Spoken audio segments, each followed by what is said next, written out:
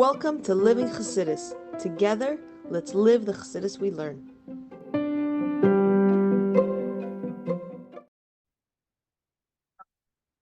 Morning, everybody. Welcome to Chassidus in the morning.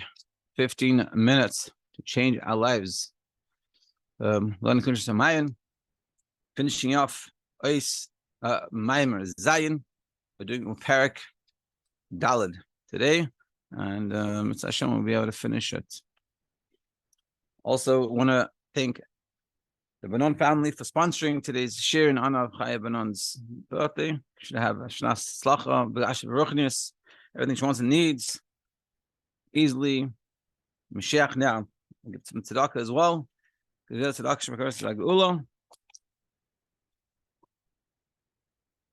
And we're going to also daven for the soldiers, and Zchus of our learning should help everyone in Eretz Yisrael and all the people that are unfortunately still hostages and soldiers.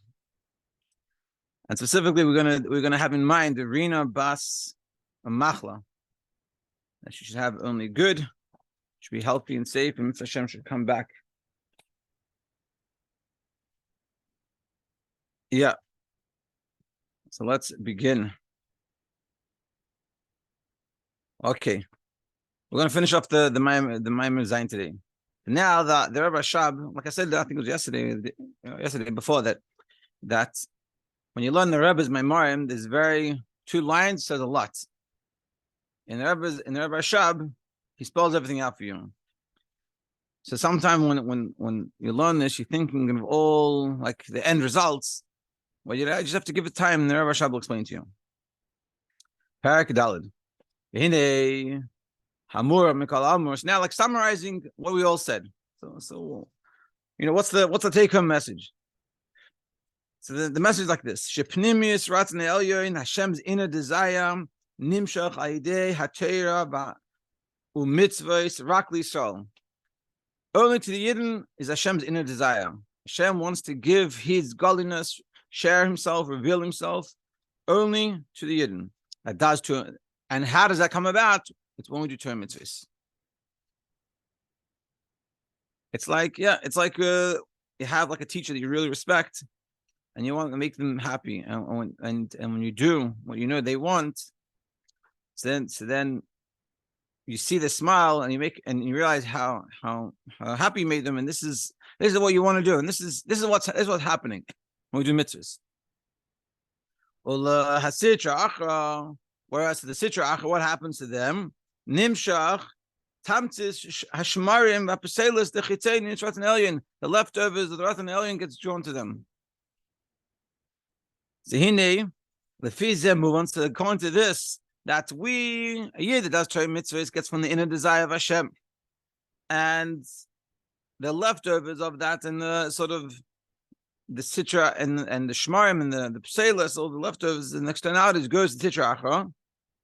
So when this is understood, the Masha Ish Achayte, Mamshich Man Litzlan Tesefes, Chayus, if a person that sins, that he gives additional light, V'nikal Sitra Acha, and meaning that's when it's all going well. But if we're doing the wrong things and we're drawing down chayas, we're bringing down godly energy, but we're giving to the wrong place. That's because we are shayar to get from the pnimius, from the inner desire of Hashem, what Hashem really wants to give. And nevertheless, even if we're doing a sin, we still get the first portion. So we're bringing it into the wrong place. We're taking godly energy and we're transferring to the wrong place, the Sitra Acha. Nevertheless, because everything is for us, so we get the first of it. But nevertheless, it stopped. It's not going to go forever like this. Hashem doesn't let it keep on going. Sitra Acha is taking from this. And this is going against what we're trying to do. It's like, to use a bad example, but it's like they're bringing humanitarian aid to the civilians of Gaza, and the terrorists are taking it. Any normal person is after a certain amount of time, when they see that it's going to the wrong place and it's going to the enemy that's going to try to keep on destroying us, So you're going to stop giving it.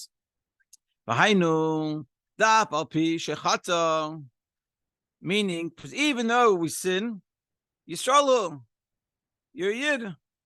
Umitzad nishmasem, because of our neshama, hu pnimis hakadusha. It's the inner holiness. Validei mitzvah shekiyem kredim shchatim. Because of the mitzvah we did before we sinned, harei himshich b'chinas pnimis ratzon elyim b'sitra dekadusha. We draw down Hashem's inner desire into the holiness.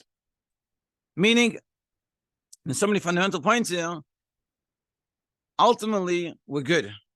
We have an nefesh kiss, and we're good. And for sure, you saw Malay mitzvahs Karima, and we're full of mitzvahs, as we're going to bring down later.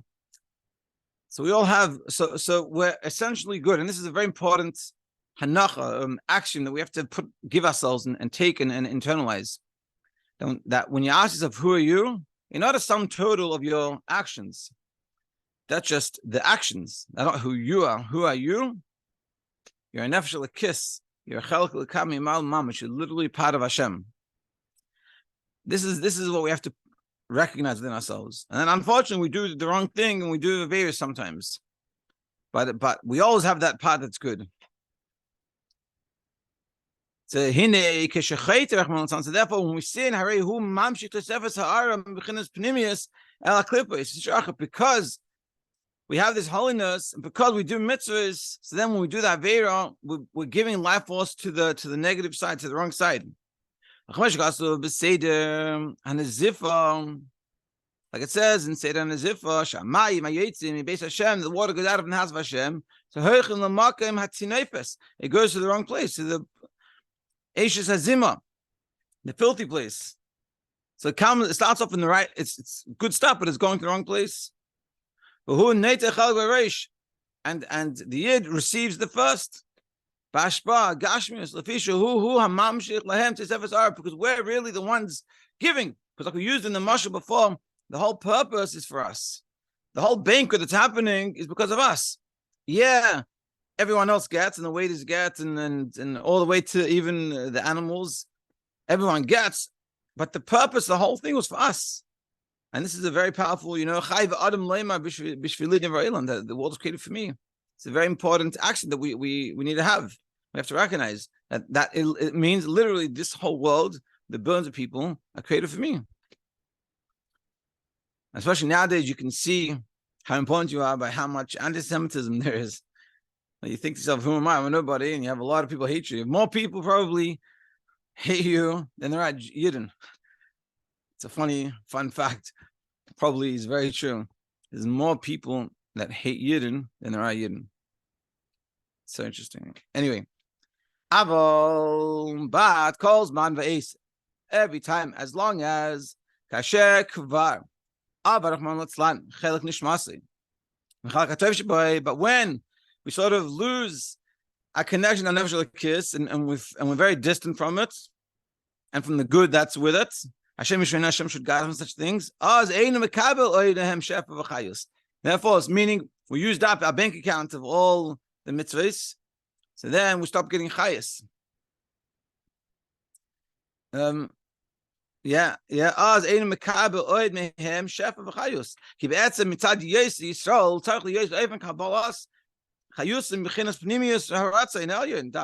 we really have to get it from Hashem's inner desire. We're sort of, in some sense, we're sensitive. It's like a person that's gluten-free or lactose intolerant. We're very sensitive. We can't just take anything. So to the Yid, we're meant to be getting from godliness, from Kedusha, from Hashem, So therefore, we can't survive not getting it from them. And if we're not doing any mitzvahs and Torah, so we're losing. Now, of course, like we say, you saw Malay mitzvahs Karima, and we're full of mitzvahs, like a pomegranate. But we have to realize when we're doing Aveira, not just I'm doing an Aveira, I'm not just doing the wrong thing, but I'm eating things. This is the perfect example. When I eat, a person that's gluten free, when they have something that has gluten, it affects them. And this is sort of what we're saying. We're getting it. We affect ourselves by doing the wrong things. Because of the inner desire of Hashem, nimshach as we explained before, and as we're going to explain, like the way Hashem set it up is through doing Torah mitzvahs, He draws down godliness. Ella, but Shayidei Shenafal B'Klippa Yishachman Latzlan. But therefore, when we fell into the Klippa, Ayidei Hachet, through doing sins, Harei Hu Mekabel Al Yadon Miatei Sefes Chayus Shenimshach Behem Lanem Kanam. So then you're like the person, you're like the person that goes to the banquet. You're invited to the banquet, and you're sitting there in the kitchen trying to scrounge some food. It's like, what are you doing getting food from the kitchen? Like, there's a whole banquet for you. But when we just sin, that's what we're doing. We're putting us in the wrong place. It's like the story of the chassid that they started, back in the day, they had to go travel to Lubavitch. So they would go on the train, if they had some money. By then they started making different classes and different categories, So on chassid, he always went in like the back department, like in the bottom, like by the suitcases. He always snuck on or whatever, paid a few rubles and got on. Then the prices changed. And he had to buy a ticket. And he bought a ticket and he didn't realize he bought a ticket like a first class ticket. And so he's sitting there, so he gets to the train comes and he runs to his usual place by the suitcases, the luggage. And then they come around checking tickets and sees ticket. Like, what are you doing here? You belong in the first class.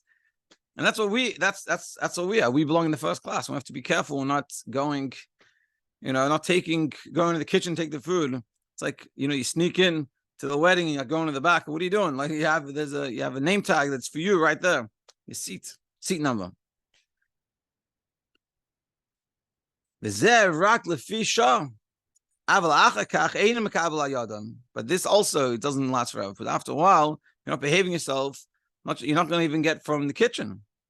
You're not to go getting from there. And they're going to catch you. Like, what are you doing? Because the person that does the idol worship, that's where he gets it from. But the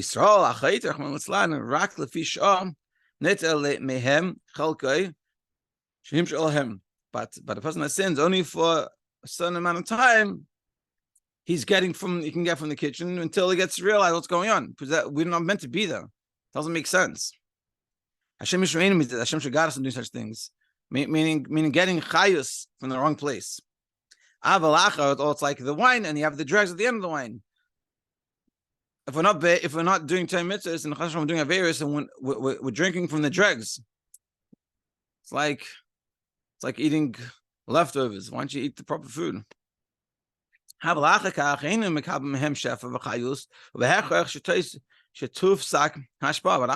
while of doing this, it's not going to work. It doesn't work forever. It has to stop. So even if at that time you are doing Torah mitzvahs, but like it says in Brachot, even the empty ones within you are full of mitzvahs like a pomegranate. Before you do the tshuva, if you don't do tshuva, so then the Torah and the mitzvah that you do is not mekubal. This is the whole frame we have to have. What does it mean to do tshuva? Because it says in Tehillim, to Rasha, Hashem said,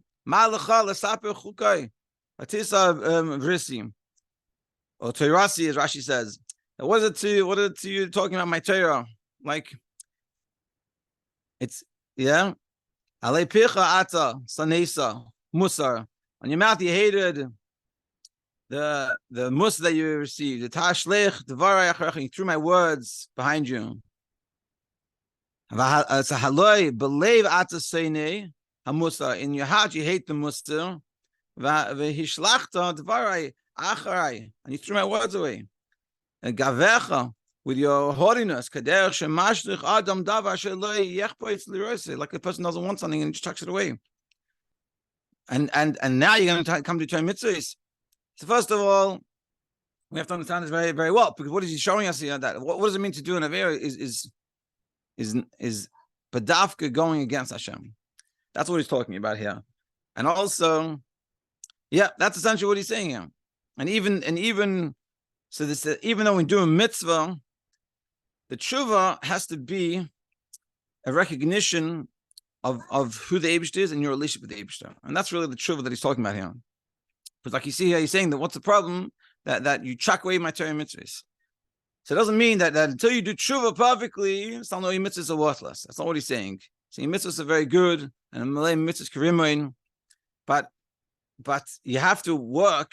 We all have to work on appreciating Hashem, having appreciating God. It's like I guess we'll have to stop in the middle here, but there's like a famous story. We'll probably stop on top of the page. But Rabbi Gans from Monsey used to be Sama, and then he got connected to Chabad, Lubavitch, and so when he was basically out learning Chassidus, and then they got caught.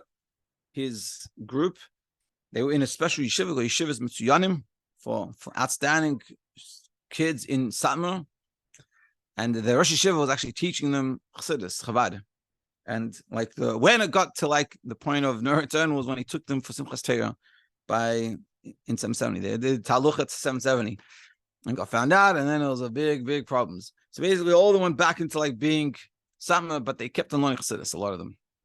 And so Gans was doing that. So came, and so the minog back then, at least in summer, was on the wedding day. You go to yeshiva until the wedding. I guess you have to be very young, probably, and like everyone's taking care of stuff for you. You do whatever you get told what to do. So he was in yeshiva and he was doing tshuva. It's like Yom Kippur doing tshuva. So he went to the Rosh Yeshiva and he goes, Yoshi was like, "What are you doing?" So he's like, "Oh, I'm doing tshuva." So he smiled. He goes, "Tshuva, that's a lifelong avoid over here. You're going to do it in one day." And this is sort of the point. Tshuva, in this context, is return to Hashem, is recognizing Hashem, recognizing my relationship with Hashem, and recognizing what I'm doing, and am I doing the things that are helping me connect with Hashem or not connect with Hashem? And that's what we're saying here. And that's what he's saying. That a person that has the recognition and just totally chucks it off, then it can't come and do Torah mitzvahs. Just like in a relationship, you can't come and make fun of your spouse or do something nasty to your spouse, and then suddenly pretend nothing happened and just keep on going. Yeah, you have to own up for your mistakes and ask for forgiveness for it. Yeah, mitzvah Hashem, by all of us, we should connect with our relationship with Hashem and see how it is, and recognize that at where the people at the banquets, we should feel that way, and we should make sure we're not going to the kitchen to take the leftovers. Have an amazing day.